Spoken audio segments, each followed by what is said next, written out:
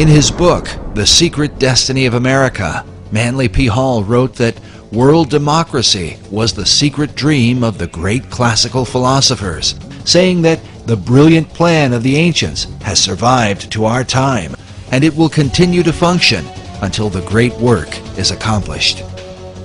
Many researchers believe this great work is the secret behind the wars and rumors of war America has been involved in through the 20th century, right up to the present day. Could this plan of the ancients to establish a world democracy be the real hidden agenda of secret societies?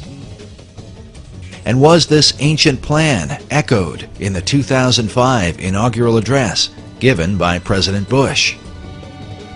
When our founders declared a new order of the ages, they were acting on an ancient hope that is meant to be fulfilled. The occult is working at the highest levels of our society, using the military and financial power of the United States to bring about this one world state. And the President has spoken openly about it, how the purpose of the United States is to bring democracy to the nations of the world. Where did this become the function of our nation, to bring democracy to the world? You only need to read the writings of Manly P. Hall, where he tells you that for 3,000 years, secret societies have been working to bring democracy to the world. You read President Bush's speech, before the Association on Democracy, the National Association on Democracy, he tells you for 2,500 years, people have been working to bring democracy to the world.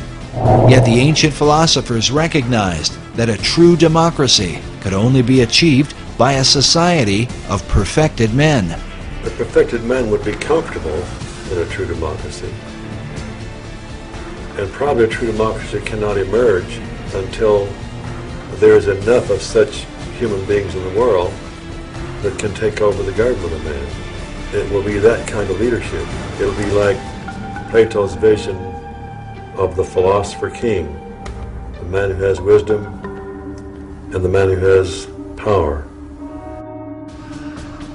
Democracy has the occult promise of a fair world to live in.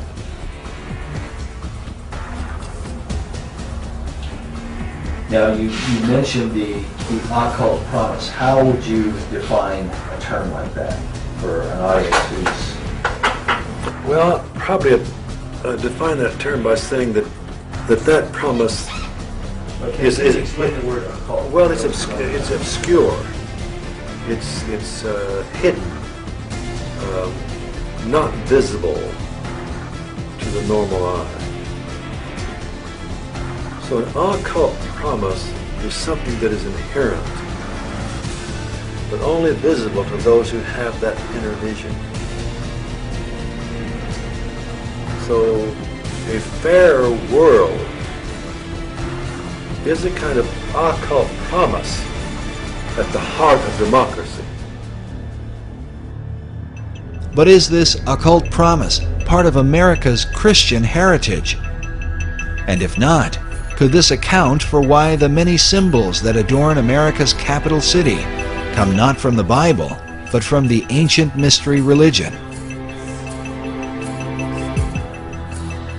And if America were really, truly a Christian nation, what would all of these mythological characters be in our city? Certainly the Christian influence was very strong. From the Christian point of view, we were formed as a Christian nation. But from the occultist point of view, and those associated with astrology and the ancient mystery religions, America was, of course, and Washington, D.C. was to represent their position. So you've had the two forces, in America ever since its formation. While it seems that most of America's leaders have upheld Christian ideals, their reason for doing so is often questioned. If they were Christians, why would they erect monuments to pagan gods and goddesses? And if they were pagans, why confess to Christian ideals? Manly Hall suggests the reason may have been one of self-preservation. He argues that because of the persecutions of organized religion in the Old World, the secret societies employed even greater methods of secrecy to protect their occult philosophies, making themselves sound as though their beliefs had to do with Christianity, which was the dominant belief in Europe, and eventually America.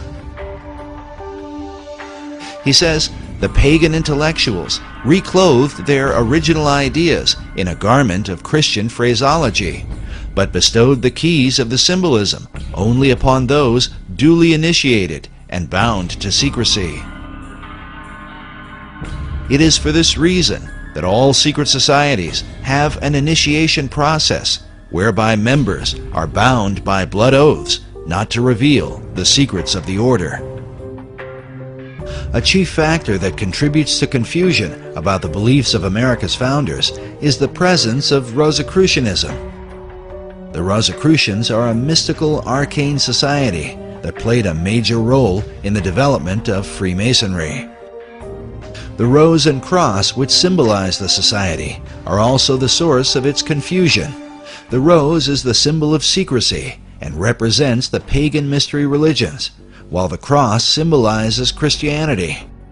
Rosicrucianism is when the two are combined. Because of this, one can begin to understand how a man like Charles Thomson could be famous for his English translation of the Old and New Testaments, and at the same time approved the design of the Great Seal for the United States with the all-seeing eye of Horus floating over an Egyptian pyramid. Thomson was closely associated with a man named Peter Miller, a well-known 18th century Rosicrucian and the leader of the Ephrata community in Ephrata, Pennsylvania. The Ephrata cloister is believed to have been the first esoteric settlement in the New World, with connections to some of the founding fathers, such as Benjamin Franklin and George Washington. The early Ephrata movement clearly held mystical beliefs, even driving stakes into doorways to ward off evil spirits. We now know for certain that they were Rosicrucians. It was Washington was close to these individuals, as well as Franklin and Jefferson. Benjamin Franklin even enlisted the aid of Peter Miller to translate the Declaration of Independence into a number of European languages and to inform the world of America's independence. The printing for these translations was done at the Ephrata cloister. Peter Miller would have been further connected to many of the founding fathers through the American Philosophical Society, founded originally by Benjamin Franklin in 1743. The Society's members included such prominent figures as Thomas Paine, Alexander Hamilton, Thomas Jefferson, the Marquis de Lafayette, George Washington, Charles Thomson, and of course, Peter Miller. Later members would also include such names as Charles Darwin and Thomas Edison. Franklin Society is thought to be directly related to the earlier concepts set forth by Sir Francis Bacon. According to Michael Howard in his book, The Occult Conspiracy, Franklin's American Philosophical Society was operated in the same tradition as the Royal Society in England, which was based on Sir Francis Bacon's Rosicrucian concept of the Invisible College.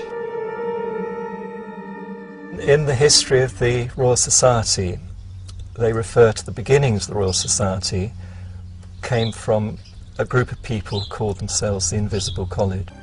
The purpose of the Royal Society of London was to further Bacon's advancement of learning through scientific investigation. It is without question, however, that some of their work led to the metaphysical and the occult. And then we find that the Rosicrucians called themselves the Invisible Brotherhood, and the College of Rosicrucians was therefore, or was called by them, the Invisible College. A Rosicrucian influence can be clearly seen in some of America's symbols. For example, this image of a pelican feeding her young appears in Manly Hall's Secret Teachings of All Ages and is very common to Rosicrucianism and Freemasonry. Now notice the Great Seal for the state of Louisiana. This particular replica is found inside the inner corridors of the U.S. Capitol. The Temple Church in London is a well-known Knight Templar church. Here we can see that the golden rosy cross can be traced back to the mysterious knights. Now, notice the art surrounding this shrine. how a series of squares are shown with red and golden roses in the midst. The shrine opposite has a variation of the same design. Now consider this same pattern as it appears throughout the interior of the state capitol.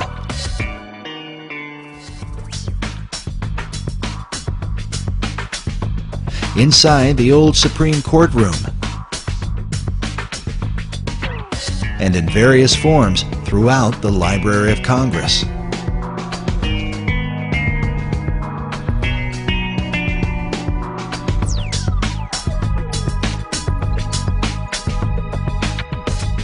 Sir Francis Bacon became the chief of the Rosicrucians in England. His famous saying, "Knowledge is power," is found written inside the Library of Congress, while a statue of Bacon can be seen on the upper level. Elsewhere in the main library is a Baconian passage from his collection of essays. It reads, "The inquiry, knowledge, and belief of truth is the sovereign good of human nature." This saying is found over a statue representing philosophy. Could this be an indication that Baconian philosophy governs the New World concept? Bacon took his inspiration from the goddess Pallas Athena, known for her helmet of invisibility. Pallas Athena images also turn up throughout Washington, D.C.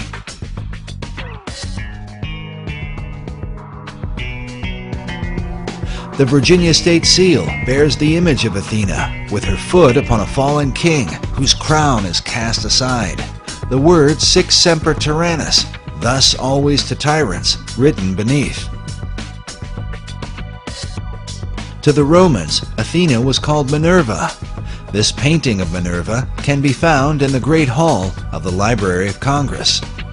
At 15.5 feet high, it is the most imposing image in the room.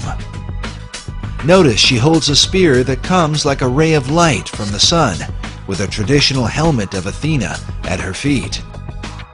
This particular work was done by 19th century artist Elihu Vedder. Vedder was known as a symbolist painter whose style was part of a movement that can be traced to France during the 19th century and an art house called the Salon de la Rose Croix. Yes, they were a group of Rosicrucian artists known for promoting symbolic and often bizarre imagery, some of which, like the image of this satyr, seems to be repeated inside the Library of Congress.